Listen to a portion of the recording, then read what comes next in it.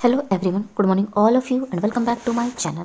आज है 13 नवंबर और आज हम कवर करेंगे 13 नवंबर का करंट अफेयर्स। वीडियो को शुरू करने से पहले वीडियो को लाइक कर दें और जो चैनल पर नए हैं चैनल को सब्सक्राइब कर लें, बेल आइकन को प्रेस कर लें ताकि हमारे वीडियो की नोटिफिकेशन आप तक पहुँच सके। फर्स्ट क्वेश्चन है, विश्व दयालुता दिवस कब मनाया जाता है?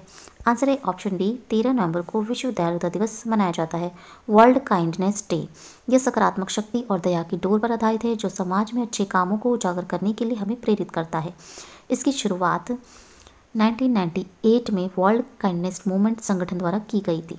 स्थापना हुई थी इसकी 1997 के टोक्यो सम्मेलन में दुनिया भर के दयालु संगठनों द्वारा की गई थी। बाकी ऑप्शंस को देखें तो 10 नवंबर को मनाया गया है विश्व विज्ञान दिवस। 11 नवंबर को मनाया गया है राष्ट्रीय शिक्षा दिवस और इसी दिन मनाया गया है आर्मिस्टिक्स डे। 12 नवंबर को मनाया गया है विश्व निमोनिया दिवस और इसी दिन मनाया गया है गुरु नानक जयंती मनाई गई है। ये गुरु नानक जी की 591वीं जयंती इस बार मनाई गई है। 12 नवंबर को ही मनाया गया है पब्लिक सर्विस ब्रॉडकास्टिंग डे, लोक सेवा प्रसारण दिवस। यह 1947 में दिल्ली के ऑल इंडिया रेडियो के स्टूडियो में महात्मा गांधी की एकमात्र यात्रा के उपलक्ष्य में हर वर्ष यह दिवस मनाया जाता है। 12 नवंबर को ही मनाया गया है राष्ट्रीय पक्षी दिवस। यह 12 नवंबर 1896 में डॉक्टर सलीम अली का जन्म दिवस है जो कि विश्वविख्यात पक्षी विशेषज्ञ थे। इन्हें भारत के पक्षी मानव के नाम से भी जाना जाता था। सलीम अली ने पक्षियों से संबंधित अनेक पुस्तकें लिखी थी। Birds of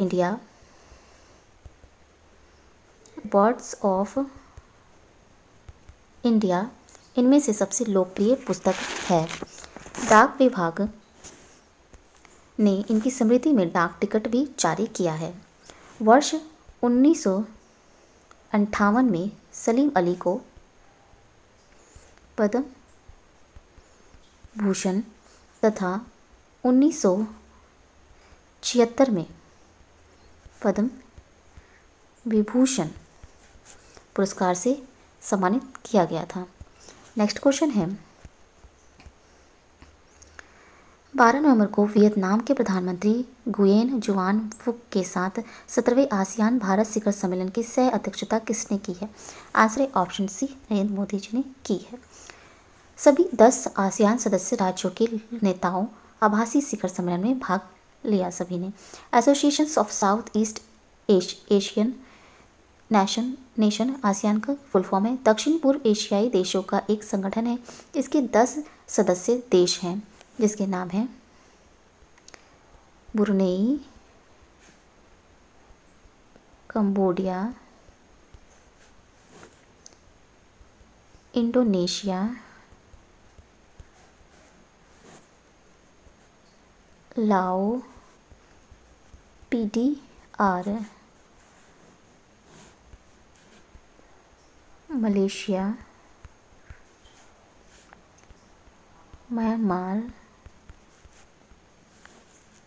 Philippines, Singapore,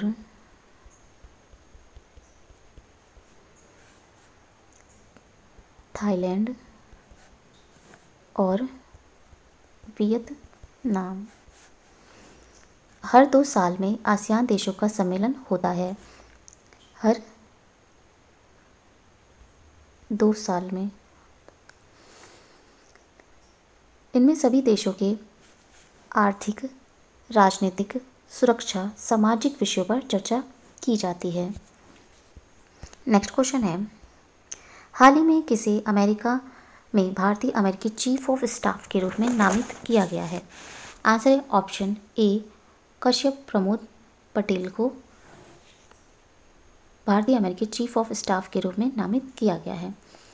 pentagon ने घोषणा की है कि भारतीय अमेरिकी काश पटेल, जिन्हें काश पटेल भी के नाम से भी जाना जाता है, को अमेरिका में चीफ ऑफ स्टाफ के रूप में नामित किया गया है। काश पटेल ने जैन स्टीवर्ट की जगह ली है। कश्यप प्रमोद पटेल, जिन्हें काश पटेल के नाम से जाना जाता है, इन्होंने पहले सदन स्थायी चयन समिति में आतंकवाद के लिए वरिष्ठ वकील के रूप में भी कार्य किया है। नेक्स्ट क्वेश्चन है, हाल ही में वार्षिक एम्पोरिस गगनचुंबी का पुरस्कार किसने जीता है? आंसर है ऑप्शन बी, लखता सेंटर ने वार्षिक एम्पोरिस गगनचुंबी का पुरस्कार जीता है। वार्षिक एम्पोरिस गगनचुंबी पुरस्कार ने सेंट पीटर्सबर्ग, रूस में नए लखता सेंटर्स के साथ इस 10 जीतने वाली लंबी परियोजनाओं का अनावरण किया है, जो 2020 के लिए शीर्ष स्थान ले रहा है। इसकी 1515 फीट लंबा केंद्र है। रूस के साथ साथ यूरोप में सबसे ऊंची इमारत है ये, और दुनिया भर में ये 14वें स्थान पर है। नेक्स्ट क्वेश्चन है, हाल ही में बहरीन में सबसे लंबे समय तक प्रधानमंत्री के पद पर बने रहने वाले किस नेता का निधन हो गया है? आंसर है ऑप्शन सी, खलीफा बिन सलमान अल खलीफा का निधन हो गया है। शेख खलीफा बिन सलमान अल खलीफा का जन्म 24 नवंबर 1935 को हुआ था। वह बहरीन शाही और राजनेता थे, जिन्होंने 1970 के बाद से बहरीन के प्रधानमंत्री के रूप में काम किया है। बहरीन की स्वतंत्रता से 15 वर्ष पहले 1971 में 1 वर्ष से अधिक समय तक पदभार संभाला है। बहरीन के सुल्तान अहमद बिन ईसा अल खलीफा बहरीन के सुल्तान हैं।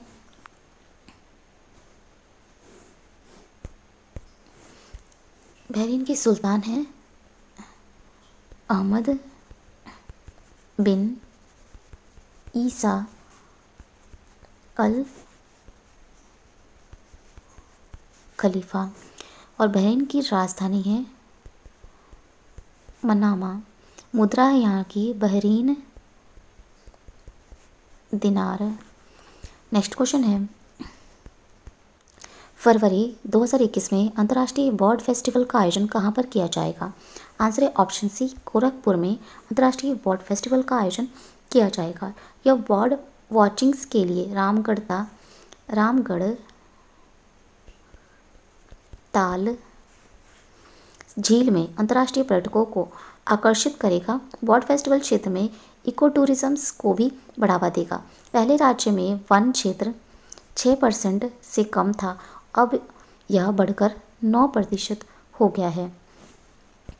नेक्स्ट क्वेश्चन है,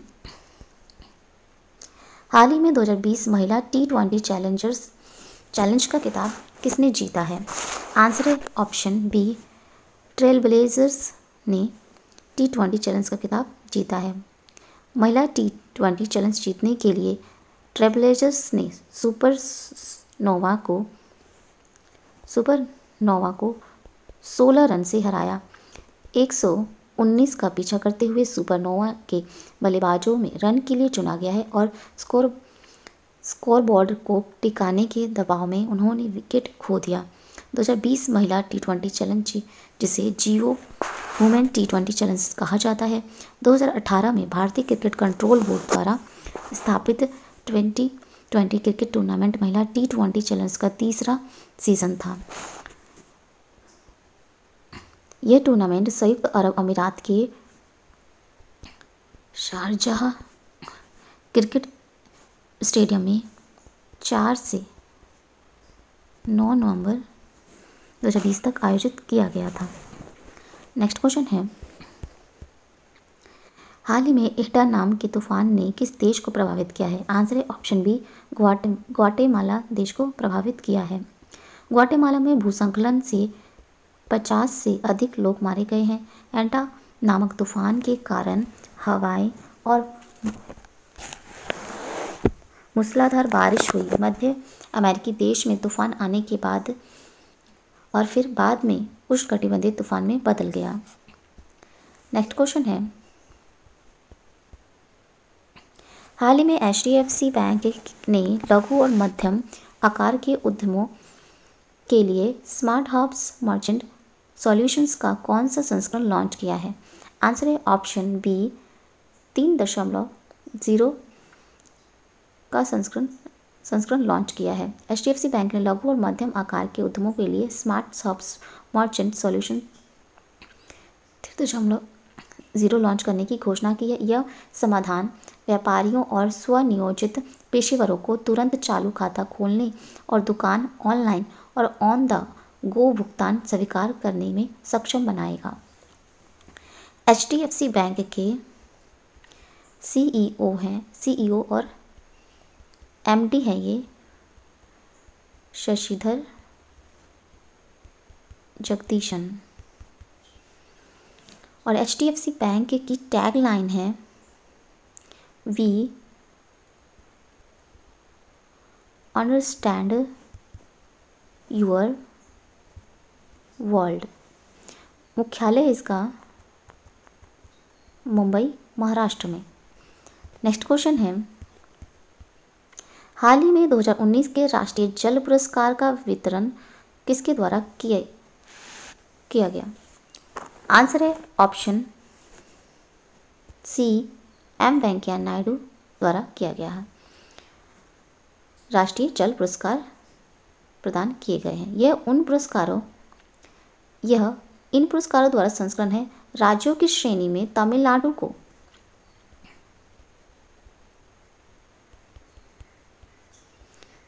को सर्वश्रेष्ठ राज्य का पुरस्कार मिला। इसके बाद महाराष्ट्र और राजस्थान, तमिलनाडु पहले स्थान पे, महाराष्ट्र दूसरे और राजस्थान तीसरे स्थान पर रहा है। इस पुरस्कार समारोह का आयोजन जल शक्ति मंत्रालय, जल संसाधन विभाग, नदी विभाग, गंगा कायाकल्प द्वारा 11 और 12 नवंबर 2020 को आभासी मंच के माध्यम से किया गया है।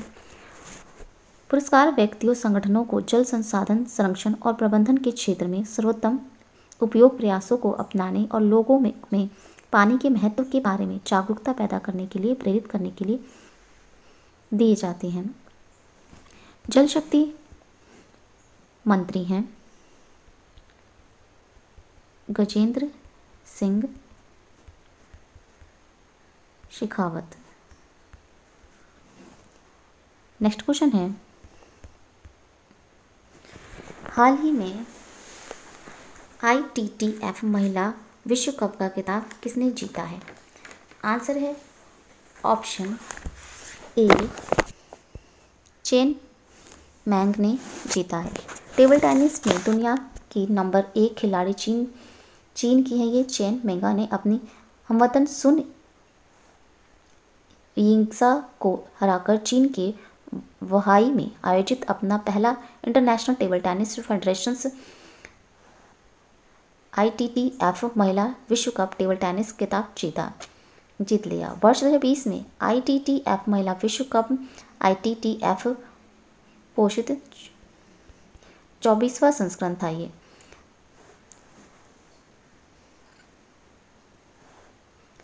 ITTF के अध्यक्ष हैं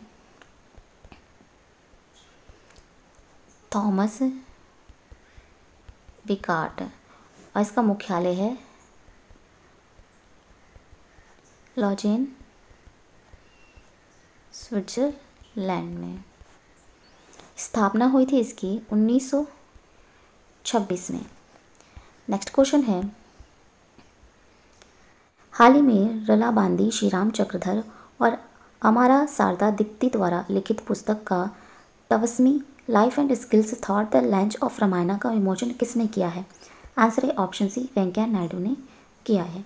22वीं को युवा पेशेवरों की एक टीम द्वारा 4 संस्करणों में तैयार किया गया है। यह पुस्तक रामायण की कहानी को एक पिता और बेटी के बीच एक संवाद के रूप में प्रस्तुत करती है। नेक्स्ट क्वेश्चन है, हाल ही में 30 मीटर्स टेलीस्कोप्स प्रोजेक्ट पर 2020 में भौतिकी नोबेल पुरस्कार विजेता प्रोफेसर एड्रिया गेस के साथ किस देश ने सहयोग किया है?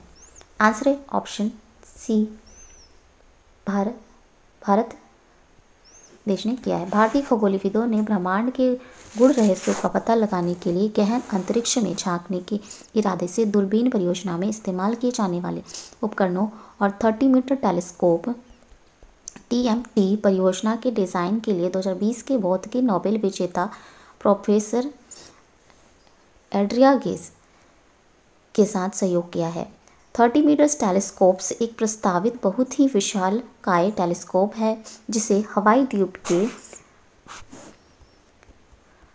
मोनाकिया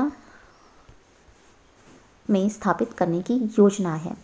भारतीय खगोल भौतिकी संस्थान की निदेशक हैं doctor Annapoorani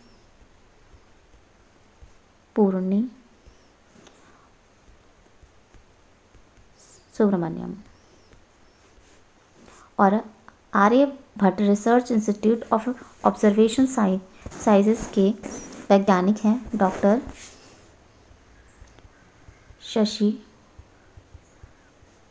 Shashi Bhushan Pandey.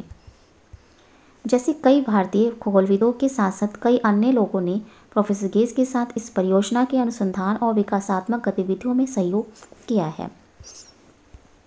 Next question है, हाल ही में Tata literatures life time achievements award से किसे सम्मानित किया गया है? आंसर है ऑप्शन बी, रस्किन बॉन्ड को Tata literature life time achievement award से सम्मानित किया गया है। भारत के सबसे प्रसिद्ध लेखकों में से एक है रस्किन बॉन्ड। इन्हें Tata literature life time achievements award मिला है। इनके पास बच्चों और वयस्कों के लिए अलग अलग शैलियों में लिखी गई लगभग 100 पुस्तकों को करीब का अनुभव है। भारत में बच्चों के साहित्य के विकास में अनेक योगदान के लिए इन्होंने भारतीय बाल शिक्षा परिषद द्वारा सम्मानित किया गया है। इनकी प्रसिद्ध रचनाएं हैं रूम्स ऑन द रूफ और ब्लू अम्ब्रेला आदि इनकी प्रसिद्ध रचनाएं हैं। इन्हें पद्मश्री और पद्म भूषण से सम्मानित किया गया था। नेक्स्ट क्वेश्चन है, हाल ही में किसने महात्मा गांधी की 191वीं जयंती को चिन्हित करने के लिए महात्मा गांधी पर एक विशेष सचित्रण संकलन जारी किया है? आंसर है ऑप्शन बी, विद्या देवी भंडारी ने महात्मा गांधी की 191वीं जयंती को चिन्हित करने के लिए महात्मा गांधी पर एक विशेष सचित्र संकलन जारी किया है। नेपाल की ये राष्ट्रपति हैं विद्या देवी भंडारी। इन्होंने महात्मा गांधी पर एक विशेष सचित्र संकलन जारी किया है। यह संकलन नेपाली भाषा में लिखा गया है। गांधी के बारे में इस संकलन का शीर्षक माइले मुझको गांधी और the Gandhi as I understood है। इस एथोलॉजिक्स को भारतीय दूतावास के नए VP Koirala India Nepal foundation के साथ मिलकर प्रकाशित किया है। इस पुस्तक का उद्देश्य महात्मा गांधी के करीब नेता नेपाल में युवाओं का लाना है। नेक्स्ट क्वेश्चन है, हाल ही में प्रधानमंत्री नरेंद्र मोदी ने किस विश्वविद्यालय के परिसर में स्वामी विवेकानंद की आदमकद विशाल प्रतिमा का अनावरण किया है? आंसर है ऑप्शन सी, जवाहरलाल नेहरू विश्वविद्यालय में प्रधानमंत्री नरेंद्र मोदी ने स्वामी विवेकानंद की आदमकद विशाल प्रतिमा का अनावरण किया है। नेक्स्ट क्वेश्चन है, अंतर्राष्ट्रीय प्रवासी नीति सूचकांक के अनुसार किस राज्य ने प्रवासी श्रमिकों को एकीकृत करने में शीर्ष स्थान हासिल किया है? आंसर है ऑप्शन बी, केरल राज्य ने प्रवासी श्रमिकों को एकीकृत करने में शीर्ष स्थान हासिल किया है। यह यूरोप में स्थित गैर लाभकारी नीति थिंक टैंक दोनों के प्रवास नीति समूह और Barcelona centres for international affairs द्वारा परिकल्पित किया गया है। सूचकांक अंतर्राज्यीय प्रवासियों के एकीकरण को मापता है। केरल, राजस्थान, गोवा और आंध्र प्रदेश राज्य प्रवासी श्रमिकों को एकीकृत करने में सबसे सफल रहे हैं। तो ये थे आज के इंपॉर्टेंट करंट अफेयर्स। अगर ये वीडियो अच्छा लगा हो तो प्लीज़ हमारे चैनल को लाइक, शेयर और सब्सक्राइब जरूर करें। Thank you so much.